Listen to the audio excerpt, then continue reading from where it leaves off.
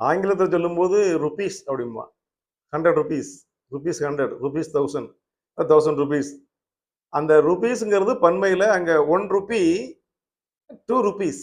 அங்க சிங்குலர்ல ருபியுமா, புளூரல்ல ருபீஸ்மா. நம்ம தமிழ்ல வந்து ரூபாய்க்கு கள் போட்டு பழக்கம் கிடையாது.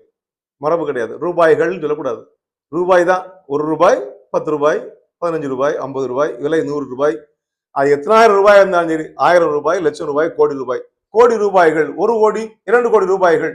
இந்த ரூபாய்கள் என்று எழுதக்கூடாது. ஆங்கிலத்துல எஸ் போடுறாங்கிறதுக்காக நம்ம அதை பார்த்து பின்பற்றக்கூடாது. நம்ம இதை வந்து பன்மையில சொல்லுவதில்லை. பணத்தை ரூபாய்கள் சொல்றதில்லை. ரூபாய் தான். 10 ரூபாய், 1 ரூபாய் 50 பைசா, 2 ரூபாய் 50 காசு அப்படி சொல்லுவோம் தவிர இதை கள் சேர்த்து சொல்வதில்லை. அவன் 2 ஹவர்ஸ் 3 ஹவர்ஸ் அப்படிம்பா, நம்ம 1 மணி நேரம் 2 மணி நேரம், 5 மணி நேரம் அவன் 5 ஹவர்ஸ் அப்படிம்பா, நம்ம 5 மணி நேரம் 5 மணிகள் நேரம் சொல்றது இல்லை. நேரத்தை குறிக்கிற போது 5 மணி 6 மணி எவ்வளவு நேரம் ஆகுது முடிக்கிறதுக்கு? 5 மணி நேரம் ஆகும், 6 மணி நேரம் ஆகும். இந்த வண்டி வர எவ்வளவு நேரம் இருக்கு? இன்னும் 1/2 மணி நேரம் இருக்கு, அது 1.5 மணி நேரம் இருக்கு. அங்க வந்து 1.5 ஹவர்ஸ் அப்படின்னு சொல்ல வேண்டியிருக்கும். இதெல்லாம் ஆங்கிலத்தை சொல்றாங்கிறதுக்காக நம்ம தமிழை தப்பா பயன்படுத்தக்கூடாதுங்கிறதுக்காக சொல்றேன். நிறைய விஷயங்களை அவங்க சொன்ன அவன் குக்குன்னா சமையல்காரன், குக்கர்னா சமையல் பண்ற கருவி. குக்குன்னா சமையல்காரன், குக்கர்னா சமையல் பண்ற கருவி. அது வேற மாதிரி இருக்கும் அந்த மொழி. அதை வைத்துக்கொண்டு நம்ம ஏதாவது செய்திடக்கூடாதுங்கிறதுக்காக சொல்றேன், வேற ஒண்ணும் இல்லை.